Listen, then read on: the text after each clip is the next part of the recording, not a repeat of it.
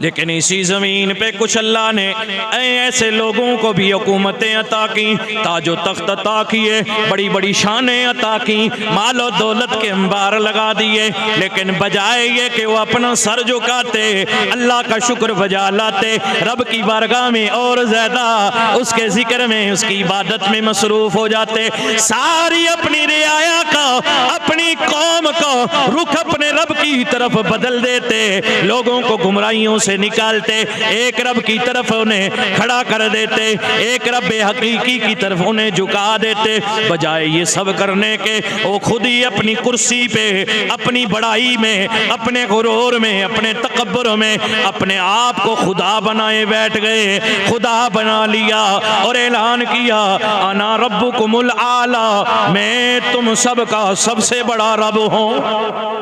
माज़अल्लाह, भाई ऐलान किया कि नहीं किया? किया ऐलान। नमरूद ने किया, बख्ते नसर ने किया, फिरौन ने किया।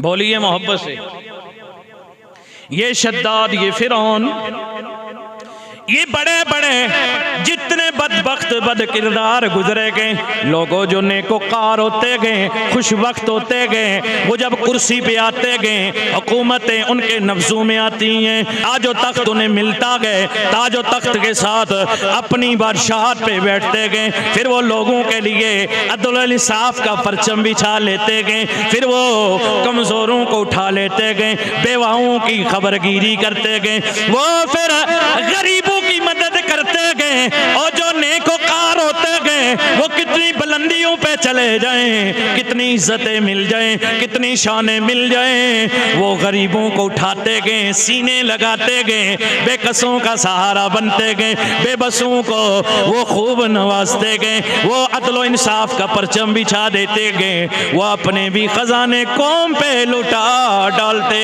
हैं। लेकिन जब बदबख्त आते हैं ना, वो कुर्सी पे बैठ के कौम का खून चूस लेते हैं, कौम की जेबें खाली कर देते हैं, रियाया का गलत फायदा उठाते हैं। लेकिन ये हमेशा रहने वाले नहीं हैं। जिन्होंने अपनी जिंदगियां रब के लिए गुजार दी, अपनी इज्जतें, अपनी शानें, अज़मतें, अपने ताज व तख्त अपने रब के लिए, अपने रब के लिए, अपनी रब की हम्दो सना में, अपने रब की बंदगी में, अपनी रब की इबादत में अपनी जिंदगियां गुजार दी, मेरे रब ने उनका जिक्र यूं कुरान में किया गए। वो क्या गए, आइए आगे बढ़ते गए। मेरा रब कुरान में फरमाता है वज़कुरु फिल किताबी इब्राहीम इन्नहु काना सिद्दीक़न नबिय्या। अल्लाह फरमाता है कि ए लोगो, तुम मेरी किताब कुरान में याद करो। अल्लाह किसको? कुरान में याद करो, मेरी किताब पढ़ के याद करो। किसको याद करें? मेरे नबी इब्राहीम को याद करो। ए अल्लाह क्यों? रब फरमाता है इन्नहु काना सिद्दीक़न नबिय्या, बेशक वो मेरे सच्चे नबी थे। कौन थे? तवज्जो रखना, जरा तवज्जो रखना मोहब्बत से। सुभान अल्लाह। अल्लाह ने अपने महबूबों का, अपने नबियों का, अपने वलियों का, अपने महबूबों का, अपने मुकर्रब बंदों का जिक्र करने का, याद मनाने का, उनका चर्चा करने का हुक्म दिया गया। इसलिए लोगों, हम सुन्नियों का अकीदा ऐन हुक्म कुरान के मुताबिक है। जो है हम सुन्नियों का अकीदा ऐन हुक्म कुरान के ऐन मुताबिक है, इसलिए कि मेरे रब ने हमें याद मनाने का हुक्म दिया। कहीं तो रब फरमाता है वज़कुरु फिल किताबी इब्राहीम इन्नहु काना सिद्दीक़न नबिय्या।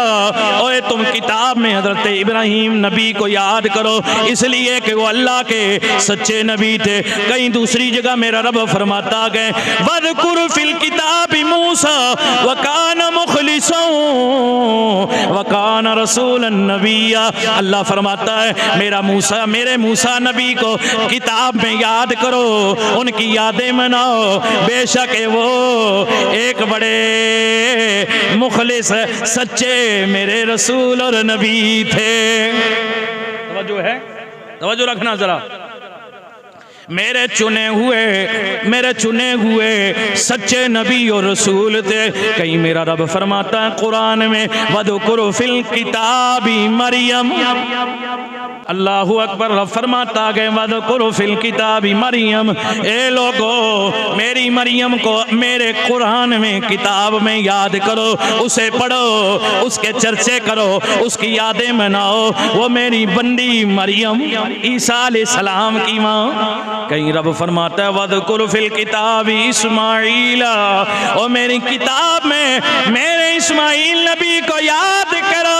क्यों रब फरमाता है वो सच्चे वादे करने वाला इस्माईल मेरा चुना हुआ मेरा प्यारा रसूल और नबी था। तवज्जो रखना, सुभान अल्लाह। कहीं मेरा रब फरमाता है वज़कुर फिल किताबी इदरीसा, किताब में मेरे नबी इदरीस को याद करो, बेशक वो मेरे सच्चे नबी थे। पता चला रब ने वज़क्किरहुम बिअय्यामिल्लाह, एक जगह रब ने फरमाया कि मेरे खुसूसी दिन जो यादों वाले गए वो लोगों को मेरे खुसूसी दिन याद दिलाओ। उन दिनों का जिक्र करो, उन दिनों की याद मनाओ जिनमें मैंने कुछ इनामात किए हैं, जिसमें मेरी कुछ नवाजिशात हैं, जिसमें मेरे कर्म फजल के तुम पर बादल बरसे गए, कर्म फजल की इनायात की बारिशें हुई हैं। उन दिनों को याद करो, उन अय्याम को याद दिलाओ। रब फरमाता है कुरान पढ़ो मेरा, किताब में देखो मेरे नबी इब्राहिम को भी याद करो, मेरी बंदी मरियम को भी याद करो, मेरे मूसा नबी को भी याद करो, मेरे इदरीस नबी को भी याद करो, मेरे इस्माईल नबी को भी याद करो। तवज्जो है। अब लोग कहते हैं कि जनाब मिंबर पे बैठ के सिर्फ नमाज रोजे की बात करो, इनको याद करने की क्या जरूरत है? इनको किस लिए याद कर रहे हो? इनका जिक्र क्यों हो रहा है? इनके चर्चे क्यों, इनकी यादें क्यों मनाई जा रही हैं? हम कहते हैं हम अपनी तरफ से नहीं मनाते हैं, रब का अहले ईमान को हुक्म है कि तुम इन्हें याद करो, इन्हें याद करो। वो हस्तियां कौन थी, उनकी सीरतें क्या थी, उनके तकवे क्या थे, उनकी इबादतें क्या थी, उनकी जिंदगियां कैसी गुजरी थी, उसे याद करो, इसलिए कि तुम्हें जिंदगी गुजारना आ जाए। और जब तुम उनसे मेरे बंदों का जिक्र करोगे, उनकी मोहब्बतों के चर्चे करोगे, उनकी सीरतें पढ़ोगे, उनकी जिंदगियां पढ़ोगे, मैं उनसे प्यार करता था, मोहब्बत करता था, मैंने उन्हें नबूवत के ताज दिए थे, मैंने उन्हें रिसालत के ओहदे दिए थे, मैंने उन्हें बड़ी शान फजीलतें दी थी, और उनकी जिंदगियां कैसी गुजरी गई। फिर बंदे के दिल में शौक पैदा होता है, ज़ौक़ पैदा होता है, यार मैं भी अपनी ऐसी जिंदगी गुजारूं, मेरी नस्लें भी ऐसी जिंदगियां गुजारें। तवज्जो है, सुभान अल्लाह, अल्लाहु अकबर। रब तबारक व तआला इसीलिए हुक्म देता गए मेरे बंदों को याद करो। इसलिए लोगों हम क्या करते गए, हम कुरान के मुताबिक हम अल्लाह के महबूबों का चर्चा करते गए। जब ये दिन आते गए इब्राहिम नबी की याद मनाते गए, जब कुर्बानी के दिन आते गए इब्राहिम और इस्माईल नबी का जिक्र करते हैं। फिर जब 12 रबीउल अव्वल आती गए, फिर हम उस नबी का जिक्र करते गए जो सारे नबियों के नबी हैं, रसूलों के रसूल हैं, जिनके लिए सारी कायनात मारीज़े वजूद में आई गए, जिनके सदक़े अल्लाह ने सारी कायनात बनाई है। अल्लाहु अकबर। मेरे करीम नबी का हम जिक्र करते गए। फिर जब दिन आते गए हम नबी की आल का भी जिक्र करते गए, नबी के असहाब का भी जिक्र करते गए। यूं ही दिन गुजरते गए। फिर हम अल्लाह वालों की बातों का, उनकी सीरतों का, उनकी जिंदगियों का जायजा लेते गए। फिर हम उसे बयान करते गए, उनकी यादें मनाते गए, कभी 11वीं की शक्ल में, कभी 12वीं की शक्ल में, कभी 6ठी की शक्ल में, और लोगों कभी 10वीं की शक्ल में। हम तमाम अल्लाह के महबूबों का जिक्र करते गए, इसलिए कि अल्लाह फरमाता गए मेरे महबूबों का जिक्र कर लिया करो, मेरी किताब पढ़ लिया करो, उनकी यादें देख लिया करो, दिला दिया करो। अब क्या होता है, सुभान अल्लाह, तवज्जो रखिए जरा। रब तबारक व तआला ने इस सारी कायनात में बेशुमार मखलूकात बनाई हैं। कोई मखलूक हुआ है कि ज़मीन पे रहती है, कोई हवाओं में रहती है, कोई फ़ज़ाओं में रहती है, कोई खलाओं में रहती है, कोई आसमानों में रहती है, कोई ज़मीन के अंदर रहती है। ऐसी ऐसी मखलूकें पत्थरों में रहती हैं, दरख्तों में रहती हैं, पानी में रहती हैं। हर तरह की अल्लाह ने मखलूकात बनाई हैं। पर अल्लाह ताला ने एक ऐसी मखलूक बनाई जो सारी मखलूक से अलग है, मुमताज़ है, जुदा है। उस मखलूक का नाम रखा गया अशरफुल मखलूकात। तवज्जो है जरा मोहब्बत से, सुभान अल्लाह। उलमा लोग आगे तशरीफ लाए, आगे मोहब्बतों से जरा तवज्जो रखिए, सुभान अल्लाह। इस मखलूक का नाम क्या है? अशरफुल मखलूकात। क्या नाम है?